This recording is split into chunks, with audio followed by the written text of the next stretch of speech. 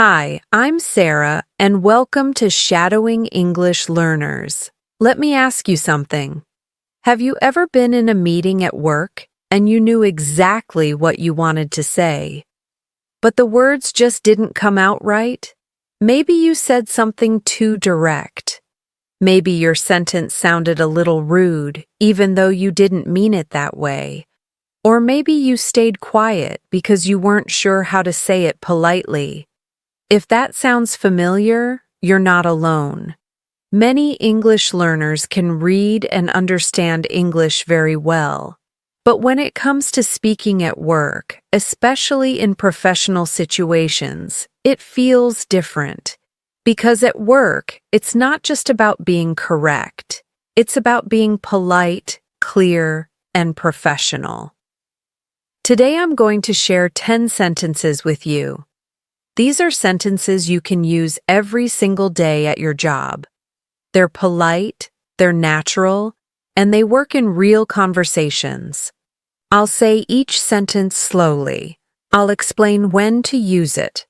And I'll give you real examples from actual work situations.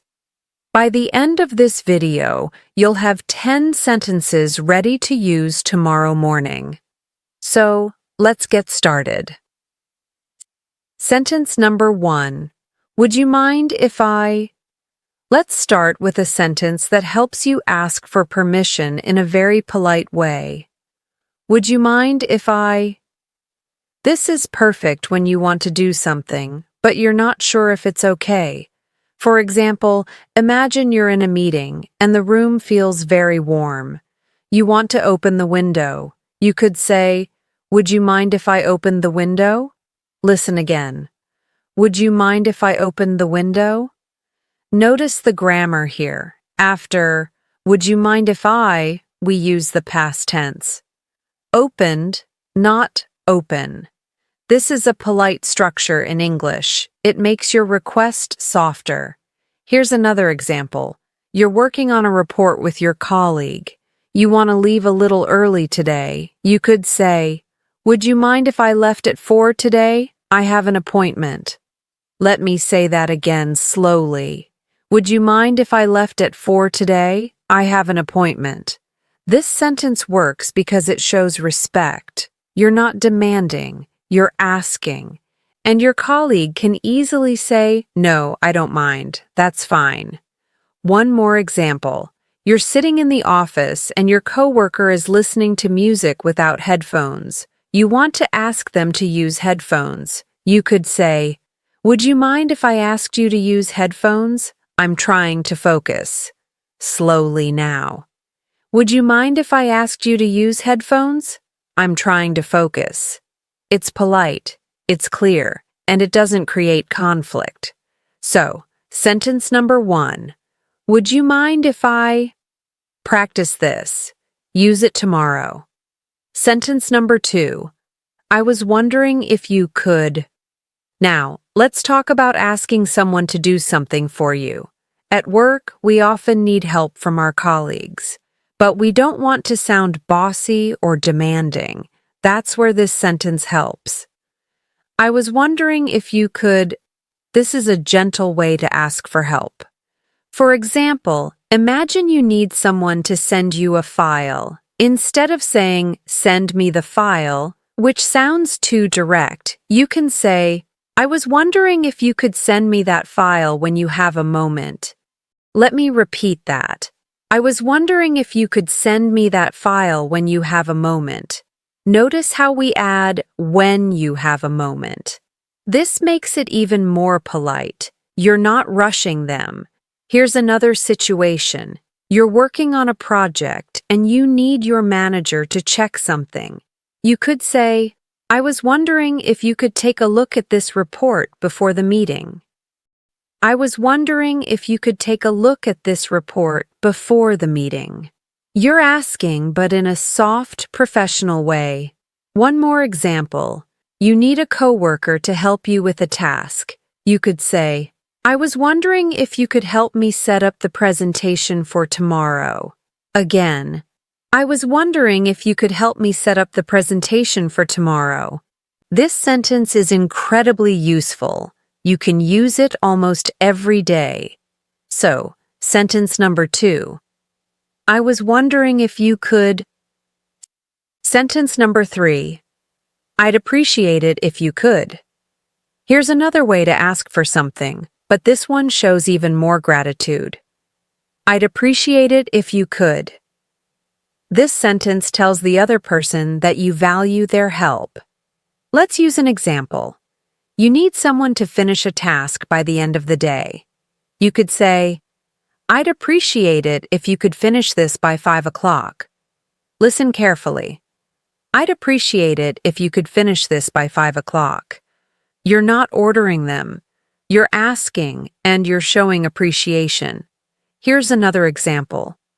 You're sending an email to a client, and you need a quick response. You could write, I'd appreciate it if you could reply by Thursday. Slowly now.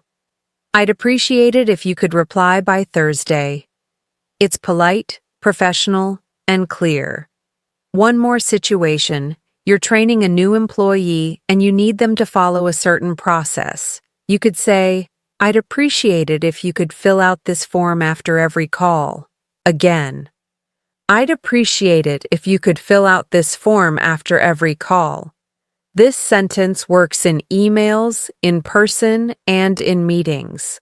So, sentence number 3. I'd appreciate it if you could. Sentence number 4. Could I possibly?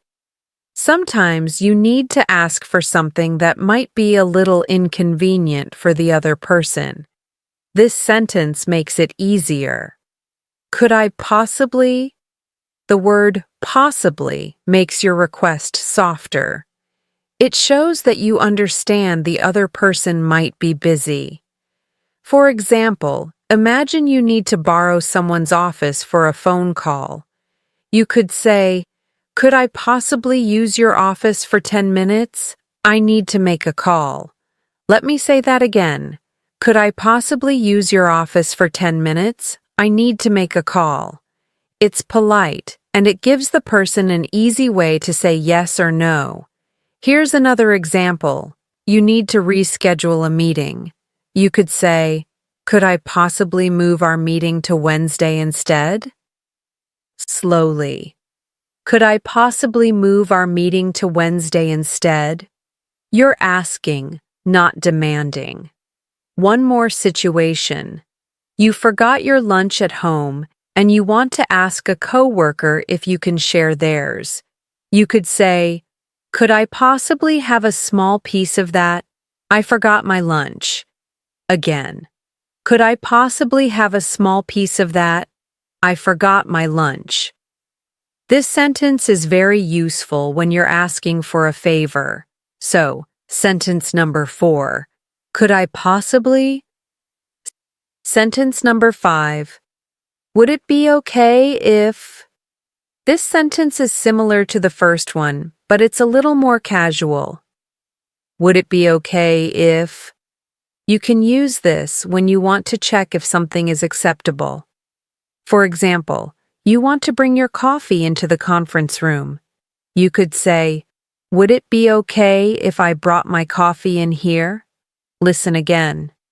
Would it be okay if I brought my coffee in here? Simple, polite, and friendly. Here's another situation. You want to work from home on Friday.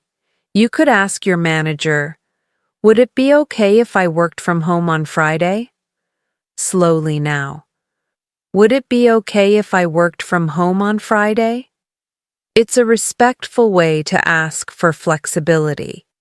One more example. You're in a shared workspace and you want to adjust the temperature. You could say, would it be okay if I turned down the air conditioning a little? Again. Would it be okay if I turned down the air conditioning a little? This sentence keeps things comfortable and polite. So, sentence number 5. Would it be okay if? Sentence number 6. I'm afraid I can't. Now, let's talk about saying no.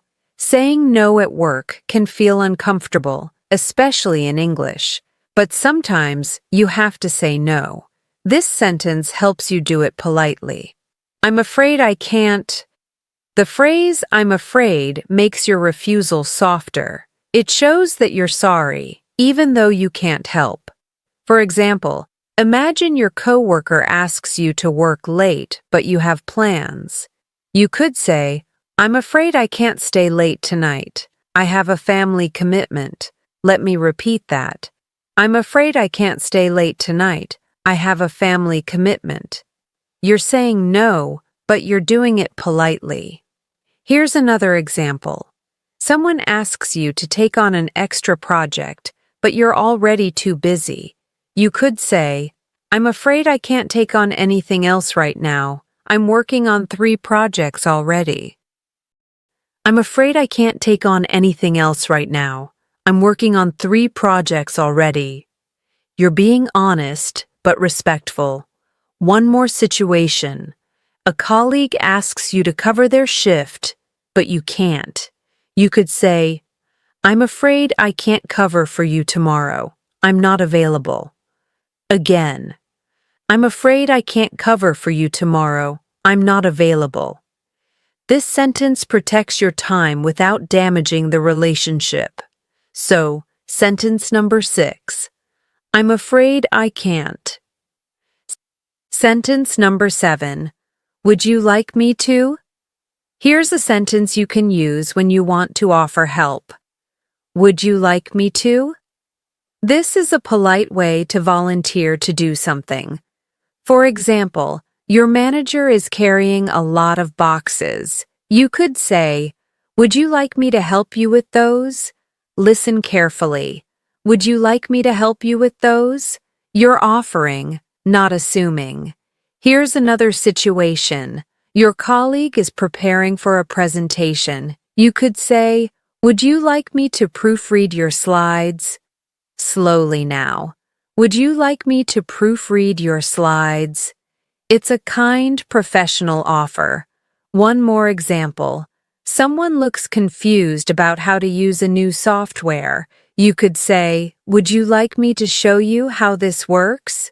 Again, would you like me to show you how this works?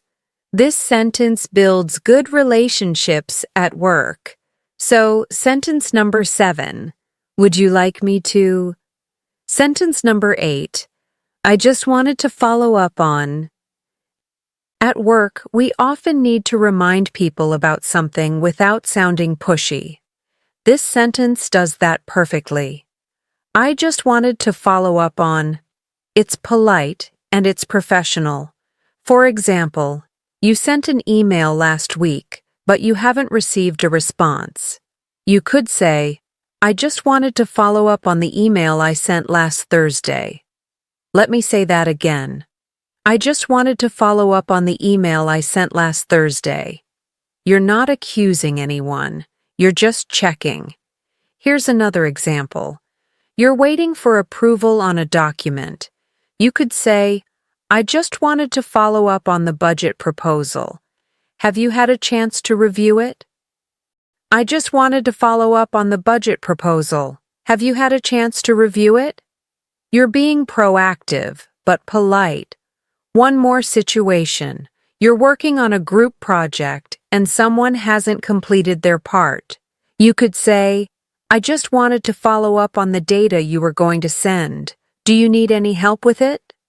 Again, I just wanted to follow up on the data you were going to send. Do you need any help with it?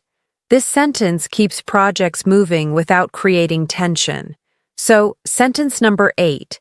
I just wanted to follow up on. Sentence number 9. Let me get back to you on that.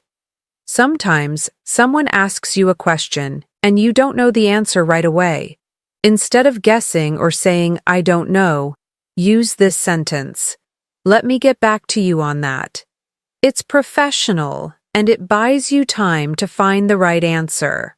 For example, a client asks you about a delivery date, but you need to check with your team first. You could say, let me get back to you on that. I need to confirm with our shipping department. Listen again. Let me get back to you on that. I need to confirm with our shipping department. You're not avoiding the question. You're promising to answer it properly. Here's another situation. Your boss asks you about a budget number during a meeting. You could say, "Let me get back to you on that. I'll check the report and send you the exact figure." Slowly now. Let me get back to you on that. I'll check the report and send you the exact figure. You sound organized and responsible. One more example. A coworker asks if you're available for a project next month. You could say, "Let me get back to you on that. I need to look at my schedule first." Again, "Let me get back to you on that. I need to look at my schedule first." This sentence keeps you professional, even when you don't have an immediate answer. So, sentence number 9. Let me get back to you on that. Sentence number 10. Thank you for bringing this to my attention. Finally, let's talk about receiving feedback or complaints. When someone points out a problem, it's important to respond professionally. This sentence helps you do that. Thank you for bringing this to my attention. It shows that you're listening and you appreciate the feedback. For example, a client tells you that there was an error in an invoice. You could say, "Thank you for bringing this to my attention. I'll fix it right away." Let me repeat that. Thank you for bringing this to my attention. I'll fix it right away. You're not making excuses. You're taking responsibility. Here's another example. A colleague tells you that you missed a deadline. You could say, "Thank you for bringing this to my attention. I apologize, and I'll make sure it doesn't happen again." Slowly. Thank you for bringing this to my attention. I apologize, and I'll make sure it doesn't happen again. You sound professional, even in a difficult situation. One more example. Your manager tells you that your report had some missing information. You could say, "Thank you for bringing this to my attention. I'll update the report today." Again, "Thank you for bringing this to my attention. I'll update the report today." This sentence turns a negative moment into a positive one. So, sentence number 10. Thank you for bringing this to my attention. Okay, let's review all 10 sentences. Listen carefully and repeat after me if you want to practice. Number 1. Would you mind if I... Number 2. I was wondering if you could. Number 3. I'd appreciate it if you could. Number 4. Could I possibly? Number 5. Would it be okay if? Number 6. I'm afraid I can't. Number 7. Would you like me to? Number 8. I just wanted to follow up on. Number 9. Let me get back to you on that. Number 10. Thank you for bringing this to my attention. These 10 sentences will help you sound more polite, more professional, and more confident at work. You don't need to memorize all of them today. Just pick 2 or 3 that feel most useful to you. Practice them in your head. Imagine situations where you could use them. And then, tomorrow, try using one of them in a real conversation. You'll be surprised how natural it feels. Now, let me give you a simple plan to practice these sentences. First, choose 3 sentences from today's list. Write them down on a piece of paper or in your phone. Second, every morning this week, read those 3 sentences out loud. Say them slowly, just like I did in this video. Third, think about your workday. When might you use one of these sentences? Maybe you need to ask for help. Maybe you need to say no to something. Imagine the situation in your mind. Then, say the sentence out loud. This is called mental practice, and it's very powerful. When you imagine using the sentence, your brain prepares for the real moment. Fourth, Try to use at least one sentence every day at work. It doesn't have to be perfect. Just try. After you use it, notice how people respond. Did they understand you? Did they react positively? Most of the time they will. And finally, be patient with yourself. Learning to speak politely in English takes time. You won't master all 10 sentences in 1 week, and that's okay. Focus on progress, not perfection. Every time you use one of these sentences, you're building confidence, and confidence is the key to speaking English naturally. Before we finish, I want to talk to you about something important. Many English learners worry too much about making mistakes. They think that if they say something wrong, people will judge them. But here's the truth. Most people at work don't care if your English is perfect. They care if you're polite. They care if you're clear. They care if you're professional. And these 10 sentences help you be all of those things. When you use these sentences, you show respect to your colleagues. You build trust. You create better relationships. That's what matters. So don't wait until your English is perfect. Start using these sentences now. Yes, you might feel nervous the first time. That's normal. But the second time will be easier. And the third time will be even easier. After a few weeks, these sentences will feel automatic. You won't have to think about them. They'll just come out naturally. And that's when you'll notice something amazing. You'll feel more confident. You'll participate more in meetings. You'll communicate better with your team. And people will notice. They'll see you as someone who is polite, professional, and easy to work with. All because you learned 10 simple sentences. All right, we've covered a lot today. You now have 10 polite sentences you can use at work. These sentences will help you ask for things, offer help, say no, and respond professionally. They're simple, they're natural, and they work in real conversations. Now it's your turn to practice. Choose 3 sentences from today's video. Write them down. Say them out loud every morning. Imagine situations where you can use them. And then, use them in real conversations this week. You can do this. I believe in you. If you found this video helpful, please click the like button. It helps other English learners find this content. And if you want to improve your English even more, subscribe to this channel. I create new videos every week to help you speak English naturally and confidently. Thank you so much for watching today. Remember, you're doing great. Keep practicing, keep learning, and I'll see you in the next video. This is Sarah, and this is Shadowing English Learners.